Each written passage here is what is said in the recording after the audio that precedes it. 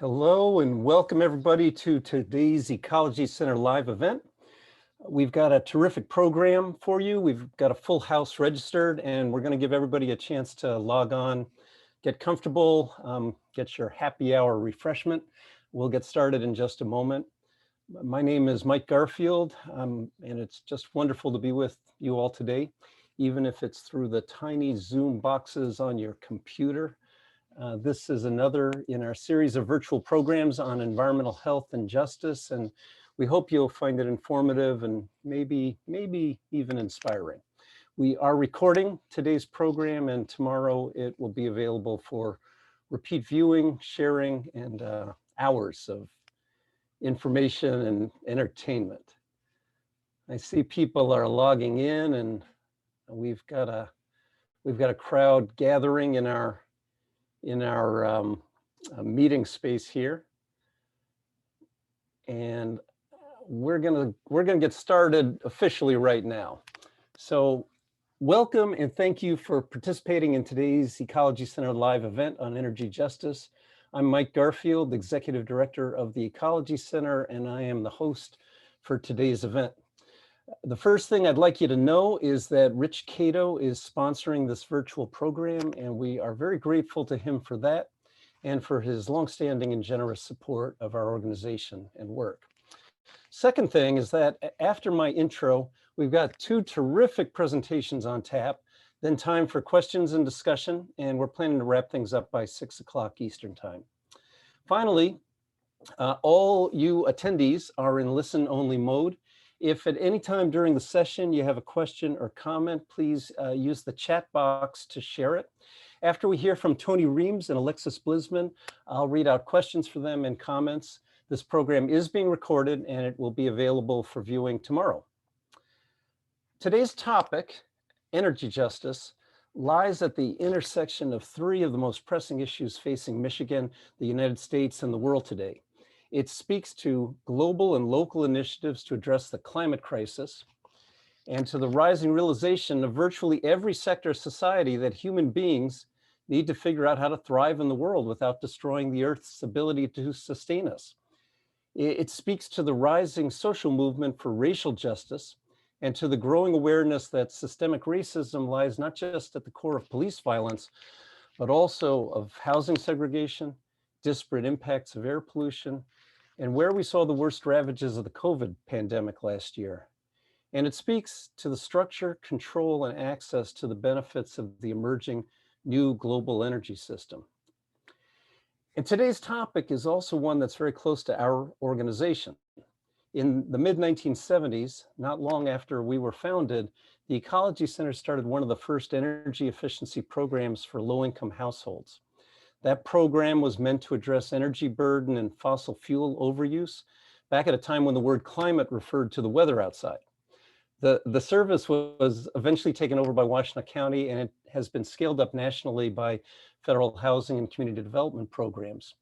In the past decade, the Ecology Center worked with the Ann Arbor Housing Commission to do a deep green retrofit of 3 of the city's public housing complexes with extensive energy efficiency and renewables. The city is now in the process of scaling that project to all of its public housing buildings through its excellent A20 program. We're here today to take a deeper dive into the problem of energy burden, energy affordability, and energy justice, and to learn about solutions that are being debated right now in Michigan and throughout the country. We're joined by 2 of the most knowledgeable practitioners in this field, and I'm happy to say that they both have a close affiliation with the Ecology Center. I'm going to introduce both of them before I hand the Zoom controls over to our first speaker.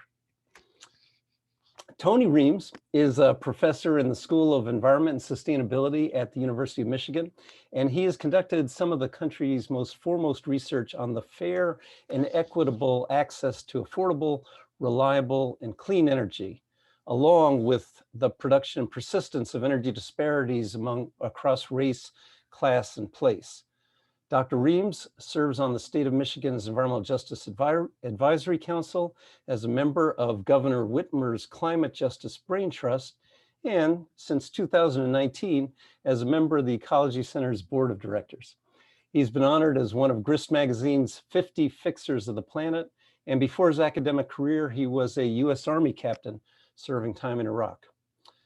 For the past 10 years, Alexis Blizman has been fighting the good fight as the Ecology Center's Legislative and Policy Director, working the halls of Michigan State Capitol and the rate cases of the Public Service Commission, advocating for protective environmental and public health laws and regulations, and more often than not, fighting to stop backsliding.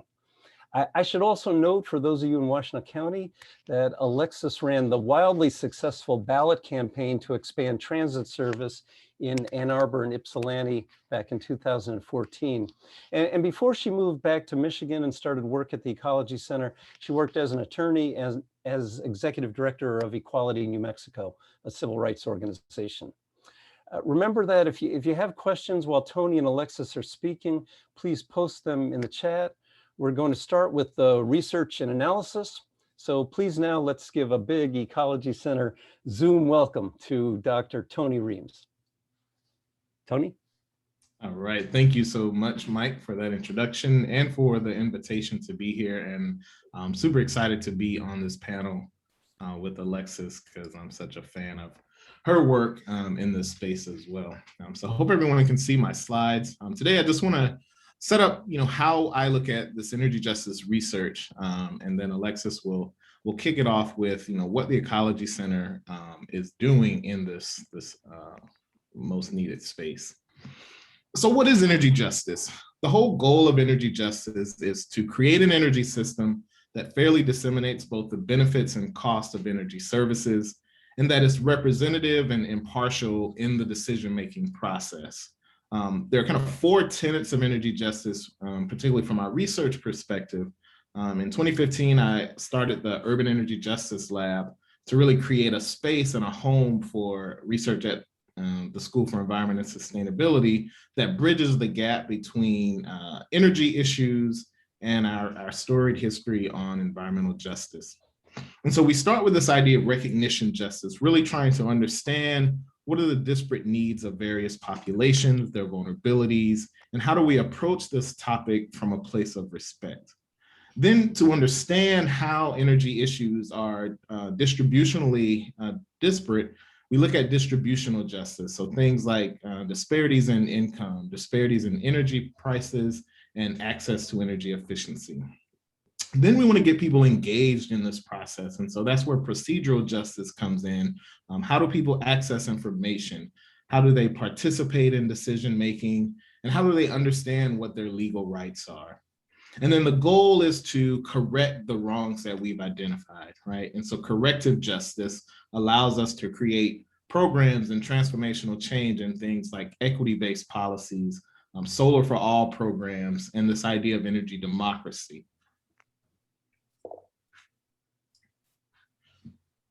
So I like to say that we're living in the United States of energy insecurity. So this is not unique to any one place. These issues are across the country, and they've been highlighted by several issues that have occurred, including the pandemic. We saw the major outages during the winter storm in Texas. So everybody was, confused on how this could even happen in our largest energy producing state. Millions of Americans are racking up tons of debt for their utilities as utility moratoriums are starting to expire. And then this can be really deadly, the idea of energy insecurity. A story from Detroit last winter where a mother and her son froze to death in their home. Energy insecurity is the inability of a household to adequately meet their energy needs. And it also includes physical, economic, and behavioral dimensions that can lead to or exacerbate adverse health issues. The Residential Energy Consumption Survey, which is conducted by the US Department of Energy's Energy Information Administration, did a national survey in 2015 to try to understand what does energy insecurity look like across the country. And what they found was that 1 in 3 households face some type of energy insecurity. And there are 3 levels that they looked at. So 1 in 5 households reported reducing or foregoing basic necessities like food or medicine to pay their energy bills. 14% of households reported receiving a utility disconnect notice, And 11% of households reported that they were keeping their homes at unhealthy or unsafe temperatures, either too hot or too cold, because they couldn't afford to repair heating equipment or their utilities had actually been shut off. And you can see that there are vast racial disparities in the experience of energy insecurity, with Black households 52% experiencing energy insecurity, American Indian households 54%, Native Hawaiian Pacific Islander households 75%, and multiracial households at 44%. And this is also different across the country. Again, that green bar in the middle is the US average, so 31% of households. Here in the Midwest, about 28% of households, or 7.4 million households, are experiencing energy insecurity. And folks in the southern part of the country, 35% of households are experiencing energy insecurity. Again, the pandemic has shone a light on so many of the inequities that we all know about and have been working on, but have really made this issue really pertinent to thinking about energy as a basic right. And so some folks down in Indiana University really looked at what was happening at the beginning of the pandemic, or early on in the pandemic in May, and found that energy insecurity was worsened for people that lived in energy inefficient housing, homes that had someone with a medical device that depended on energy, children under 5, Hispanic and Black households. So under energy justice, our goal is energy insecurity. And under energy insecurity is one metric to understand this challenge, which is called energy burden. And this is the percent of someone's household income that they spend on their energy costs, which includes your electricity and heating. So if anybody's paying more than 6% of their income, that's considered a high energy burden.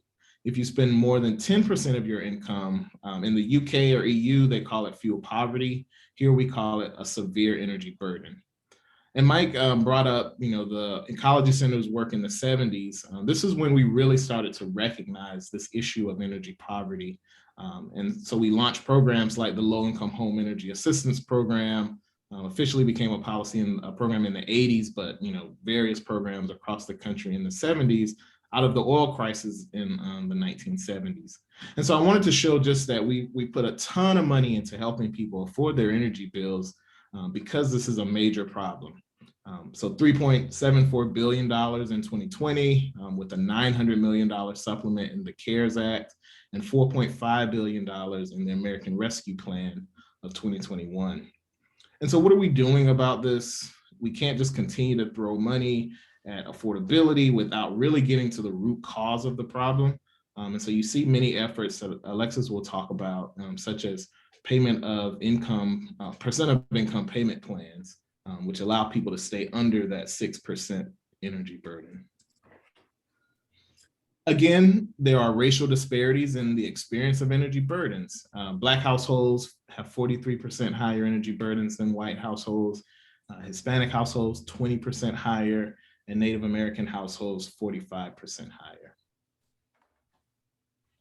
And this has major implications for public health. Some of you may have heard of the social determinants of public health framework, which includes all these different interrelated actions and environments that people live in, such as your health behavior, social and economic factors that include your education, employment, income, and the physical environment where you live. How bad is your air, water, and housing and transit. And in that housing and transit category, energy burden should fit into that area because it has all of these implications for respiratory problems, for making a choice between buying food or medicine. And so we did a study to look at what is the relationship between increasing energy burdens and public health across the US. So the map on the right kind of shows the different disparities or the distribution of energy burdens at the county level. Dark areas are places with really high energy burdens. And what we found was that as energy burden increased, it was associated with an average of 240 more premature deaths per 100,000 people. It also was associated with a 7% increase in residents reporting that they had fair or poor health. And it also was associated with a 5-year decrease in life expectancy. And so not necessarily causation, but correlation.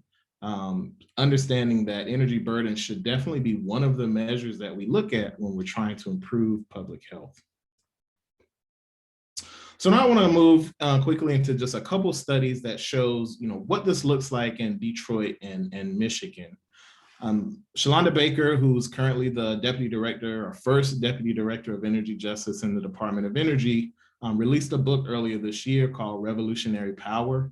And this quote in her book really stuck with me. The energy system routinely sacrifices brown, Black, and Indigenous bodies to keep the lights on for the majority. And I want to show you what that looks like here in the Detroit Metro. So I have two maps here that show Wayne, Oakland, and Macomb counties. And so what we see on the left-hand side is a model of electricity consumption at the census block group level. So dark red areas are places that consume a lot more energy than the yellow areas. And you can also see there I have circled a power plant cluster kind of in the southwest corner of Detroit, where you have several power plants. And what we see in this map is that in the suburban areas surrounding the city of Detroit, you have households that consume a lot of energy, larger, some of the McMansions out in the Oakland County suburbs. But around the power plant cluster, where you have smaller homes, lower income households, communities of color, they are actually consuming less of that energy, that they are bearing the burden of hosting the sites that generate it. And you can see the percentage of people of color on the right-hand map, and the circle showing where those power plants are located, predominantly communities of color. When we look at other vulnerabilities, again, the right map changed, the left map stayed the same. When we think about things like poverty, education attainment, household income, the percent of renters, we see, again, all those vulnerabilities are much higher in the areas where the power plants are located. And then back to this issue of energy burden. So this is electricity burden. Again, the darker areas are where people spend a greater proportion of their income on energy. Again, in those areas that are hosting the power generation, people are less likely to be able to afford those energy services that the communities surrounding the city actually get the greatest benefit. So we have this imbalance between burden and benefit. And remember, energy justice is all about a shared benefit and burden of our energy system. And so right now, this is energy injustice. And heating, we all know it's really cold here. There's also disparities when it comes to heating consumption and heating efficiency. And so in the first column under heating consumption, this is the amount of energy that's consumed. So areas with higher incomes consume more energy. As poverty goes up, people consume less energy. So think about the map I just showed. Less education, energy consumption goes down. Interestingly enough, in this study of Detroit, we did not find any racial disparities in consumption. And that's primarily because of cold temperatures. It's cold for everybody, regardless of your race.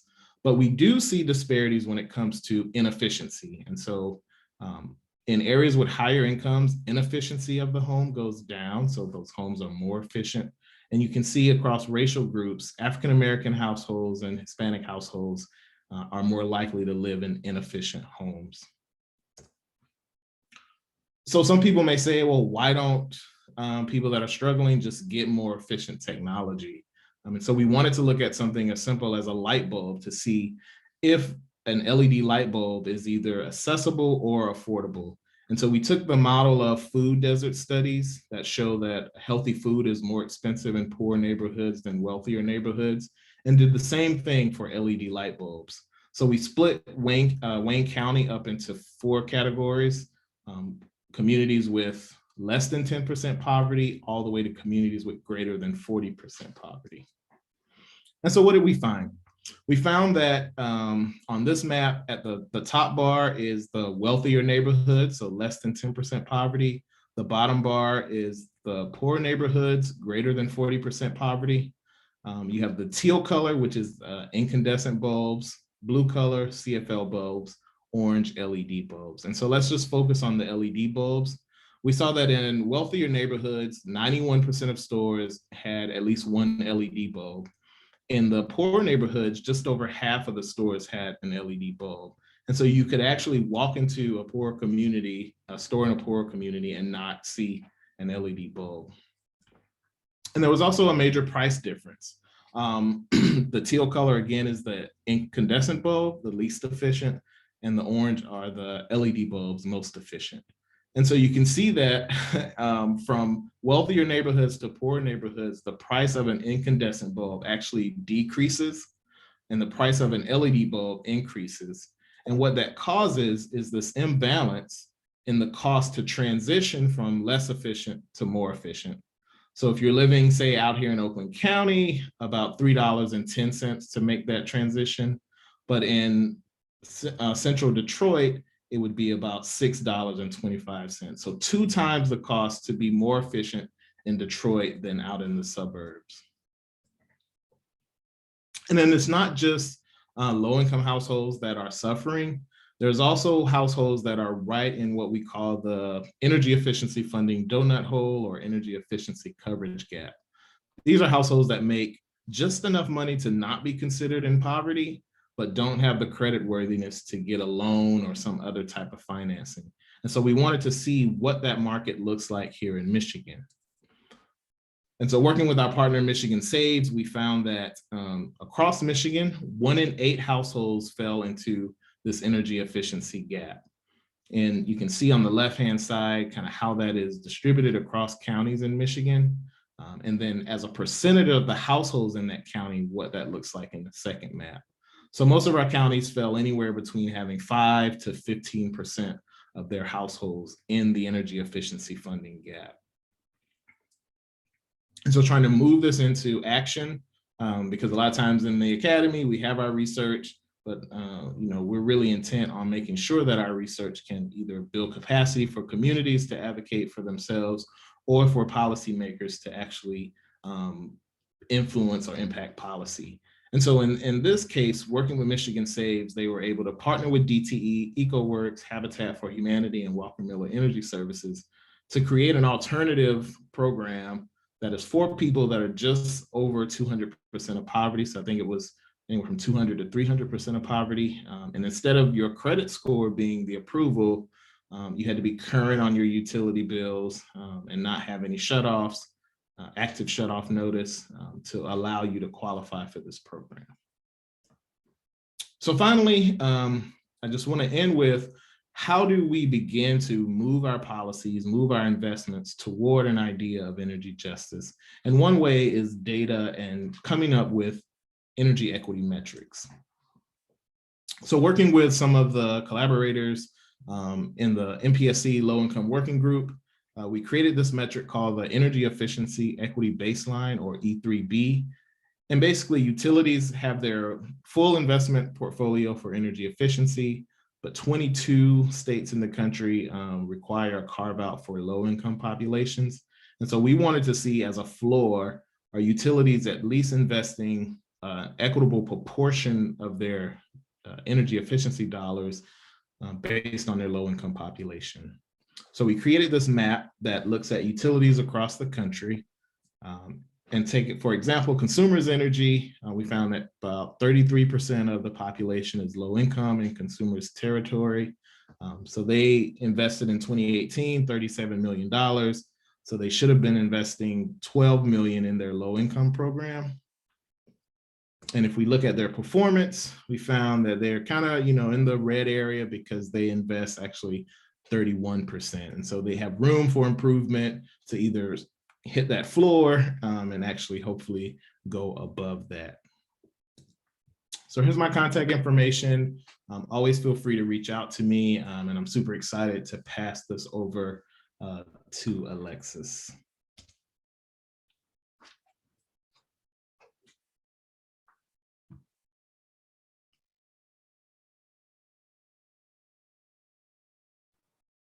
Okay, so I'm going to start sharing my screen now. Thank you, Tony. Sorry, I was muted. So I'm going to talk a little bit more about sort of what specifically Ecology Center is doing and some of the policy work that's happening. Much of it is in process right now, and then there's other pieces that are in development. I did see in the chat a question about community solar, and what I will say is that today I'm going to be focusing on the energy efficiency and affordability side, but that is not even the beginning of everything that Ecology Center is working on right now. And so hopefully at a later date, we can talk about some of our other work. So my focus right now is on eliminating high home energy burden in Michigan. And I became interested in this work really back in 2011. I started at the Ecology Center in May. And in November of that year, well, actually in September of that year, a court ruling came down that eliminated a surcharge that had been on everybody's heating or electric and gas bill that was paying for energy efficiency and energy assistance. And when the court ruling came down, it was challenged by sort of the industrial customers. That surcharge was eliminated. This happened in September. Come November, nothing had replaced it. And so all of a sudden, the legislature was scrambling to figure out what to do about energy assistance because winter was coming. And what they replaced it with was a much smaller surcharge that was really focused solely on energy assistance, didn't allow a very small amount for efficiency, and still didn't even come close to meeting the need. So, the question came up, okay, great, so the utilities get paid, but what happens to the customers? They just go through, getting assistance periodically, not enough being there, and they never get out of this cycle. And so that's where my work on these issues began. And so there it goes. About 6 years ago, I started working with a new coalition called Michigan Energy Efficiency for All.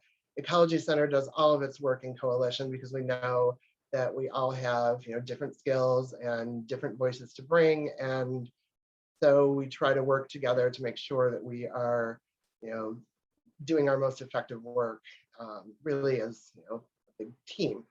Michigan Energy Efficiency for All was part of a network called National Energy Efficiency for All, which when it started was focused really on the connection between affordable housing and energy efficiency. And we were working on those issues, but as we've worked, we've realized that, wait a second, we're also doing work on broader affordability and energy efficiency issues in single family as well. And then other affordability issues were coming up along the way that we started working on. And so in the last year, especially since COVID, the affordability issues became, the need became so much stronger, the disparities became so clear, and we were already doing some of this work. So we decided to sort of reframe what we were doing and developed a new mission for Michigan Energy Efficiency for All. And this is the new mission. And this is not just a one-year project. This is something that's going to take some time, and this is what we're going to be focused on. I think as long as we can or until it's fixed. So our mission now is to eliminate high home energy burden in Michigan through the creation of a democratic, affordable, healthy, sustainable, equitable energy system that works for the people. And I know that's a lot. So here are sort of the guiding principles of our work: democracy, affordability, livability. But we want to make sure that as we're doing all of this work, everything is contributing toward just transition and racial equity. So I'm going to get into some of the long-term work as well, but short-term goals, we wanted to definitely take advantage of the recovery plans for COVID, make sure that affordability and efficiency were increased in those most burdened by high energy costs. Also wanted to build support for percentage of income payment plans, which Tony mentioned. I'll talk a little bit about what needs to be in those later. And really try to change the culture at the Michigan Public Service Commission and with other key decision makers. We want racial justice to be prioritized in energy decision making. We want to make sure that consumers actually have the ability to participate and be part of the energy decision-making process. And so that's a short-term goal is doing some of the education, but the goal ultimately is to get them to really take these things into consideration when making energy policy. So I just want to touch briefly, we're not focused primarily on the federal policies, but there are some pieces of the American Rescue Plan Act and the American Jobs Plan that are critical to our state work. And so, we will be doing some work on the federal level as well, trying to ensure that these pieces remain in whatever gets negotiated. So just a brief sort of comment about the American Rescue Plan Act, which was the first COVID stimulus package that passed in March. There were some implications for Michigan. Most relevant components were an additional $206 million for LIHEAP, which is the heating and energy assistance, rental and utility assistance, additional dollars, and mortgage assistance. This is sort of a broad view of the American Jobs Plan. This is not legislation yet. This is all just a plan. But there are pieces in it that we, as I said, we're working on several things. And so there are pieces throughout that we are working on, but I'm going to focus on those pieces that are part of the housing, weatherization, and energy efficiency, which are really the largest part of the American Jobs Plan. So $650 billion focused on homes, school buildings, water infrastructure, and broadband expansion. $213 billion to preserve and retrofit more than 2 million affordable homes and commercial buildings. Construction and rehabilitation of 500,000 homes for low and middle income owners. Then drinking line service replacement, $40 billion invested to improve public housing, and the $27 billion in the Clean Energy Sustainability Accelerator. So of the $40 billion to address housing capital needs, a lot of it is to improve the public housing system in America, which has deteriorated significantly over the years, as well as we've been facing more of a housing crisis with affordable housing as tax credits expire, and especially multifamily, they then become market rate instead of affordable, or the money isn't there to address not just energy efficiency, but significant hazards in the buildings. So this would be an influx of money to really go into the public housing system. And all of these improvements will disproportionately benefit women, people of color, and people with disabilities. Another big piece of the American Jobs Plan is the Neighborhood Homes Investment Act. This is actually a standalone bill as well, but was incorporated into the plan. So either way that it gets through, we'll be pretty happy. There are tax credits now for multifamily and rental properties, but there aren't the same kind of tax credits for owner-occupied homes. So this would basically create a new system similar to the low-income tax credit, low-income housing tax credit, but for home owners.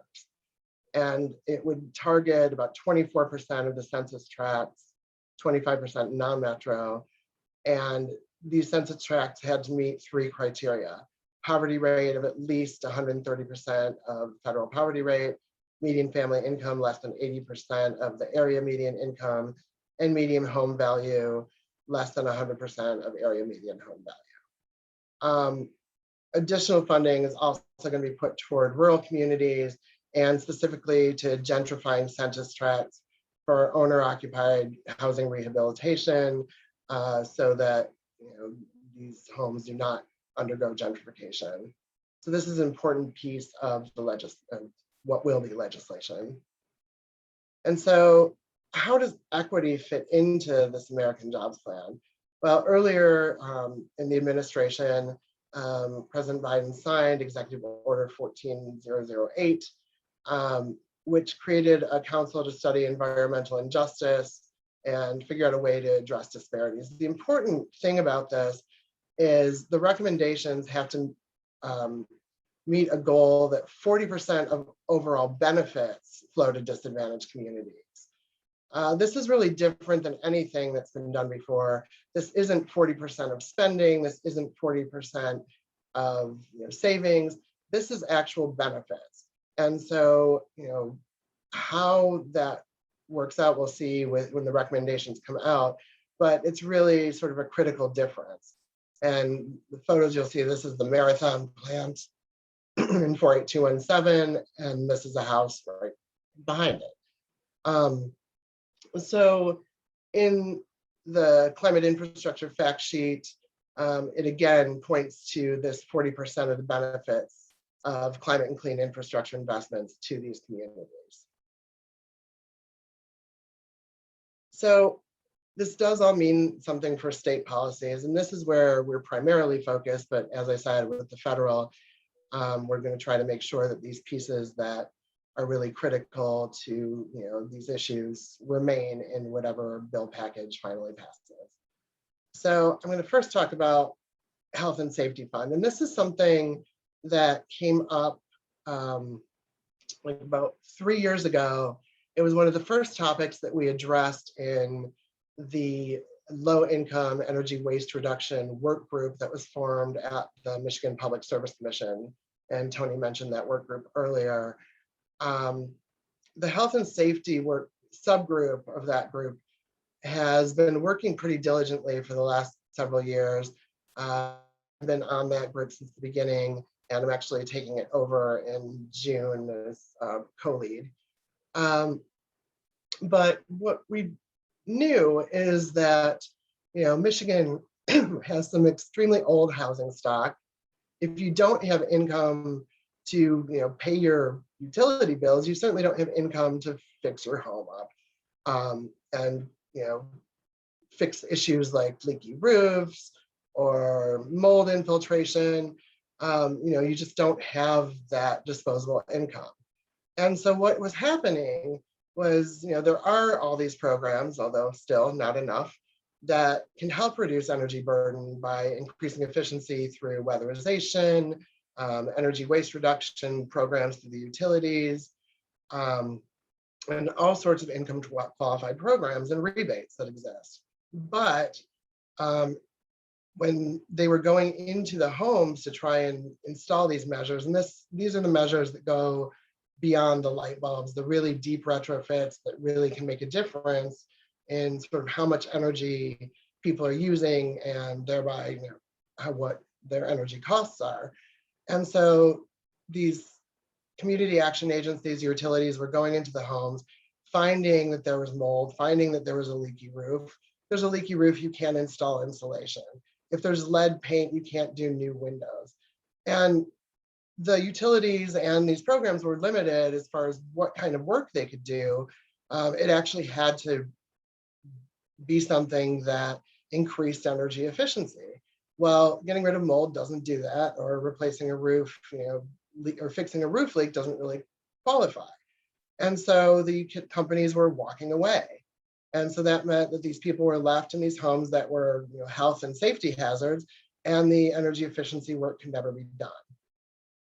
So here's a chart that was put up by the community action agencies of what the causes of deferrals were, asbestos being a huge one, roof repairs being another, but then several other structural issues, mold. And then here's sort of the average cost to rectify the different deferrals. And so roof repairs being the highest, but none of these, I mean, if you have to replace an entire roof, then it can be significantly more expensive. But none of these are, they're big expenses, but they're not, so large that they can't be dealt with if there were some sort of fund to actually address them. And so what we did was in 2019, the DTE and consumers utilities each filed their energy waste reduction plans.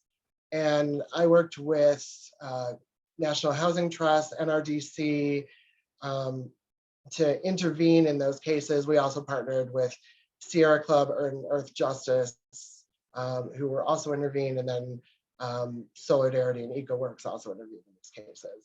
And what I was focused on was the creation of health and safety pilots within the utility programs for low-income customers.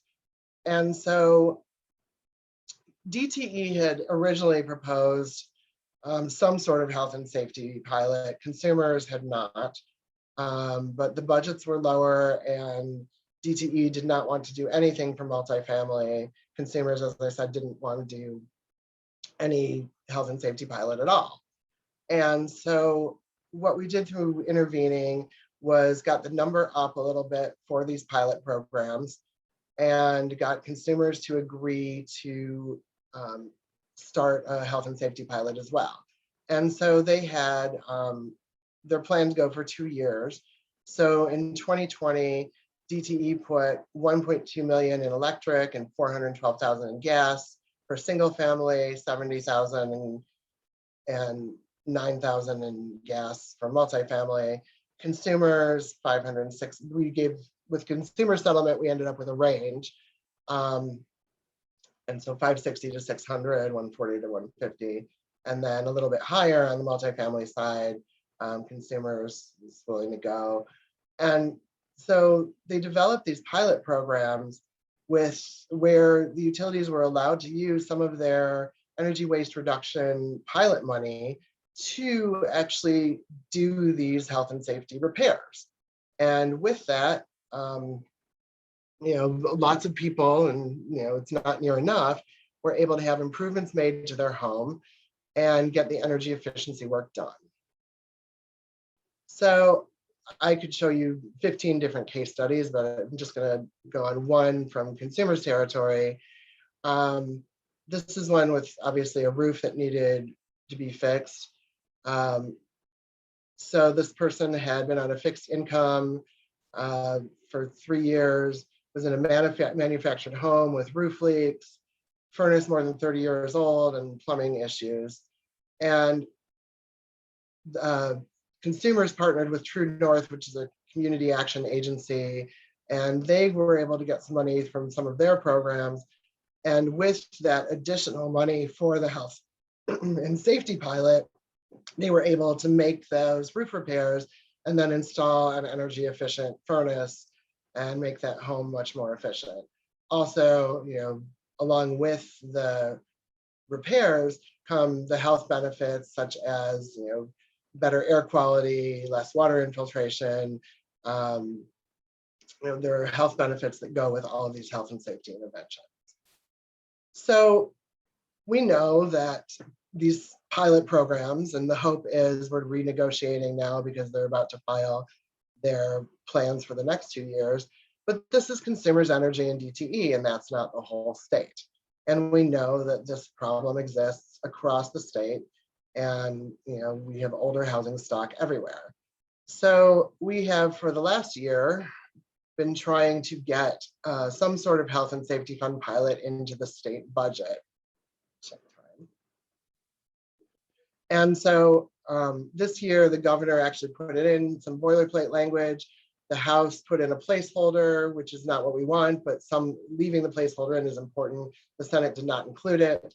That is still under debate. State budget is still going on. The other piece on the state budget, and this relates also to the $206 million that came in under the American Rescue Plan, is trying to move some of the LIHEAP dollars, not just for assistance, but into weatherization and efficiency. Right now, we've been spending about $6 million. In the budget that's been proposed this year, it's at $15 million. There is a max that they could use of 15%, which would mean $30.9 million for weatherization and efficiency. Percentage of income payment plans is another big piece of our work this year. There are pilots under development in DT and consumers right now. And basically it would require that utilities would accept payments based on percentage of household income. And this is the example of Ohio's percentage of income payment plan. They actually have one of the best ones, which surprised me. I wasn't expecting to find such good programs in Ohio, but here it is. And so they have a little bit of a differential if your home is heated with gas or electric, but there's a minimum payment of $10, so everybody pays something, so you can't have the argument, well, nobody would ever pay anything. If they pay in full on time, then it reduces outstanding arrearages. We would like to see the arrearages eliminated at the time that they join the PIP plan. And this is eligible for all households at 150% of the federal poverty level or below. So these are sort of the elements that we'd like to see in a percentage of income payment plan here in Michigan. So we would like to see all utilities required to offer these plans, to automatically enroll customers in least cost payment plans, arrearages be erased, require easy eligibility verification, because not everybody files a tax return, not everybody has a pay stub, there have to be other methods. Shut off protection if a payment is missed for customers who are making a good faith effort to stick to the program, and require that these payment plans be connected to EWR services. So anybody that signs up for these plans would be immediately connected to the energy efficiency and energy waste reduction services, so that they can actually try and reduce their energy use as well. And then allow for changes if circumstances change. So the other piece that we're working on, and these are all policy solutions that are under development, what we'd like to see is a broad energy affordability package. Recognizing that the likelihood is that this is not going to pass in this current legislative session, really working on doing the education and the drafting so that something is ready to go in the next session, possibly having some things introduced this session just to get them, the language out there.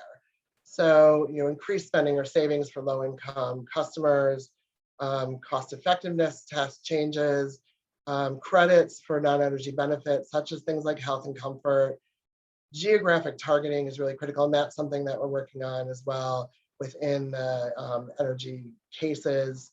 Prioritizing workforce so that contractors are hired and trained in the communities that they are serving. And then under the affordability side, summer shut-off protections. Again, Ohio has them. Design specific rates for low-income households, that becomes a lot more complicated. Credit reporting of utility payments needs to be prohibited. Those third-party debt collectors on utility bills, harm customers harm people forever, making it harder to get access to any financing or anything they need in the future, including if they need to move and getting access to a new home, a new rental, new anything. And then really making affordability a consideration for all of the decisions that happen at the Public Service Commission. And that's something, again, that would really need to be put into a legislative package, because right now they're limited in what they can consider. And finally, and I think this is the most critical piece really over the next year, along with those few policies that we're really focused on, is we're working to change the culture, mindset, and the processes at the Public Service Commission. The low-income energy waste reduction work group was a start, and we've started having many of these conversations. Out of the last consumers rate case, a new affordability accessibility work group has been started that actually has met twice now. But we really need to work and educate the Public Service Commission staff, both about how important it is to communicate across the different divisions. This is a problem both at the Public Service Commission, but also within the utilities.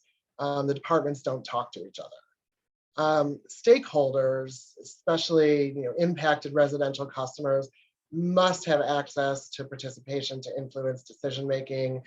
With this new affordability work group, we're trying to get funding from the MPSC to allow groups that normally wouldn't be able to participate. We're actually helping with Michigan Welfare Rights is I think going to be joining to help participate with this group as well, because we need to hear from those groups that are actually impacted. Affordability needs to be a consideration in all the decision making. Decision makers themselves, and this is the MPSC, but also the legislators, the governor's staff, everybody need to become more familiar with the policy needs and the barriers. Data collection and reporting is really critical. And then stakeholders across the range of sectors have to have, the increased awareness of the disparate impacts of race, energy, housing, prioritize racial equity in process and decision making. So a lot of the work over the next year is really going to be, this education as well. So that's what we're working on. I know I went over time, so I apologize. Thank you very much, and I will stop sharing my screen and turn it back over to Mike. Thank you, Alexis. Thank you, Tony. Let me ask everybody to give our presenters a big virtual applause for their presentations. That was terrific. I'll remind you, please put any questions or comments you might have. Please put them in the chat. We've got a few minutes for a little bit more conversation, and we've been responding a little bit to some of the dialogue that people have shared. But I want to start with a quick shout out to and about one of our attendees. I notice in the participant list that we are joined today by my former professor and the amazing Bunyan Bryant, who did some of the pioneering research on environmental justice back in the 1970s, 80s, and 90s. And I want to welcome you, Bunyan. I'm really glad that you could make it. You could make it today. We all stand on your shoulders in this work, and it's a great day in that this is the second day of the state of Michigan's Environmental Justice Conference day, when the governor gave the keynote address too. There are a couple of questions already queued up in the chat. Let me start with one that our great friend Tom Stanton asked about. He was, and this is for Tony. He mentioned that one of your slides say we need impartial decision making in these energy decisions, but he asked, don't we need to be partial right now to engage in corrective efforts because of the generations of environmental injustices? Yeah, that's a really great point, Tom. I think, again, yeah, that's a very idyllic suggestion that it's impartial. But yeah, I think to move toward equity, we do have to recognize the past wrongs. And so, yeah, there is some partiality that needs to be taken into account. So yeah, thanks for pointing that out. There was another question. Another question that Tony, you responded to in the Q&A, but I'd like you to just share a little bit with the whole group here about why you found this disparity in the price of LED bulbs in your research.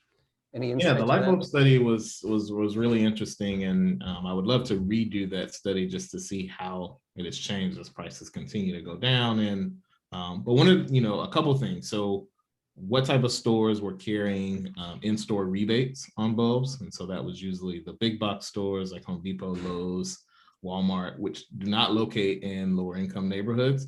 And so the stores in lower income neighborhoods were primarily CVS and hardware stores. There were some dollar stores that had the inexpensive, dollar LED bulbs, but that wasn't enough to change the average cost of bulbs. So one, who's doing in-store rebates, which are big box stores. And two, we found even in some CVS stores, the price, CVS, Rite Aid, the price was even higher in the same type of store in different zip codes. And so there's something going on in how store managers are pricing certain goods as well based on where they're located. That's fascinating research and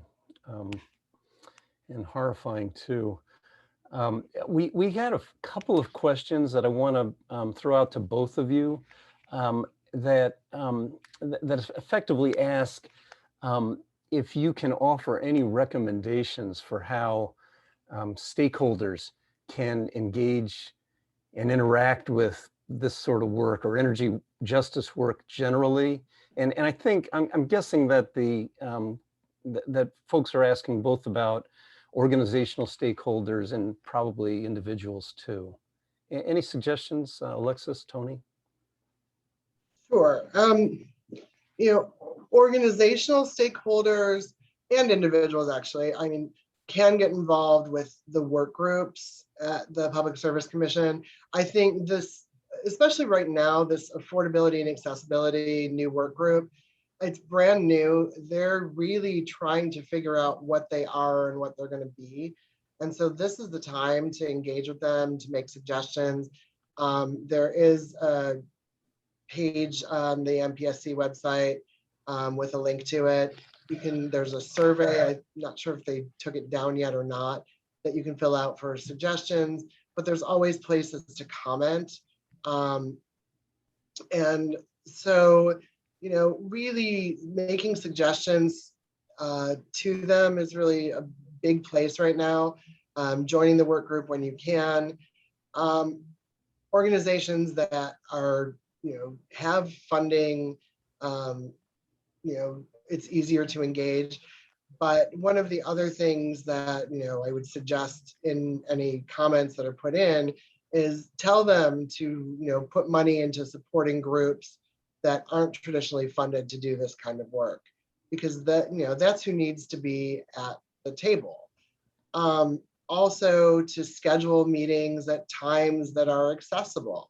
These things are often in the middle of people's workday. And if this is the job that, what you do for a job, that's me, I can go to these meetings. But, if you've got kids and are working, a 9 to 5 or, a service job or, so many other jobs, you can't do it. And so there need to be some meetings that are accessible in evenings. That's a big piece. But I think really, there's also just a customer helpline comment place at the Public Service Commission, and just putting those comments in can be really helpful. And then there's certainly places to engage as the cases come along. There are opportunities for public comment. The Public Service Commission has meetings. There's public comment time at the beginning of each, and you can go and you can say, look, you need to, better address affordability as you're thinking about these things. So there are ways. And then with the legislature, it's all about education. Talk to your representative, talk to your state senator, tell them that these issues are important to you as a constituent. We need to get the message out. There's a lot of education that still needs to be done. Can you talk about scale? Another question about the percentage of need that will be addressed by the relief packages or by the infrastructure bill and the other, the other initiatives that are on the table right now. Can you talk to how big an impact they're going to have? If the American Jobs Plan were to pass as it is, it would be huge. It's it's a massive impact. It's a massive investment like we've never seen before. If you're talking about the $5 million health and safety fund, that's pretty minimal. That's probably about 1,000 houses. But getting it, into the budget as a line item, to start, it's a start. And then, once it's in there, you try and increase it each year. So it really depends on, which program you're talking about. Yeah, but the American Jobs Plan could be a game changer for sure.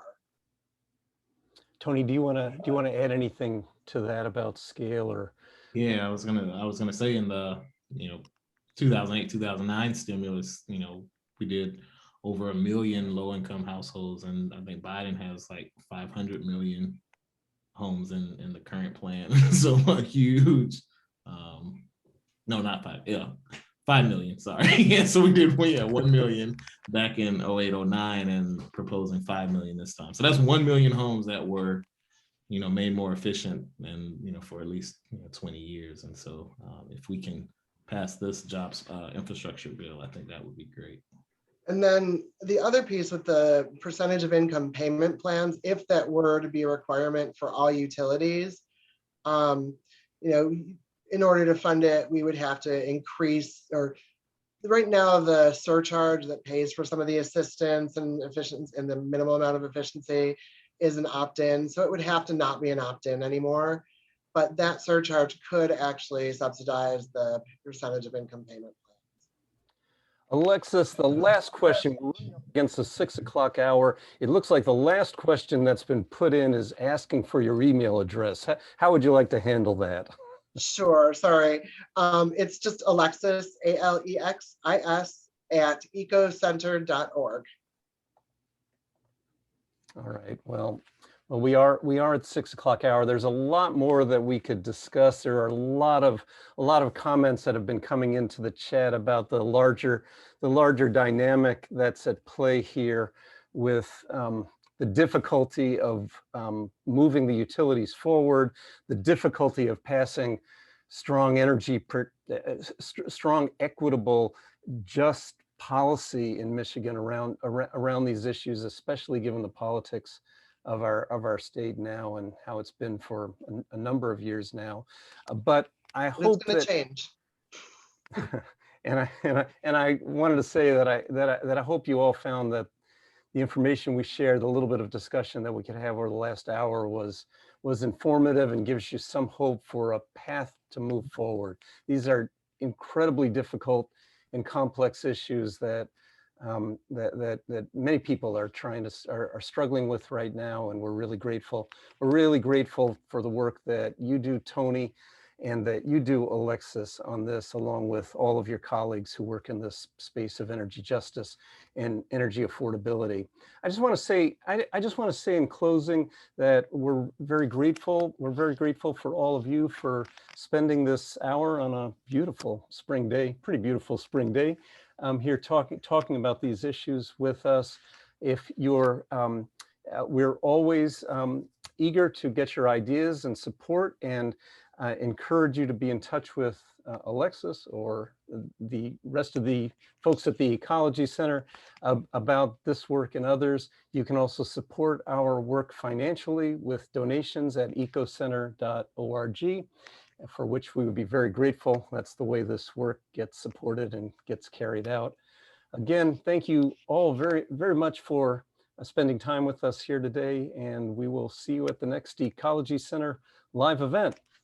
Thank you very much. Thank you.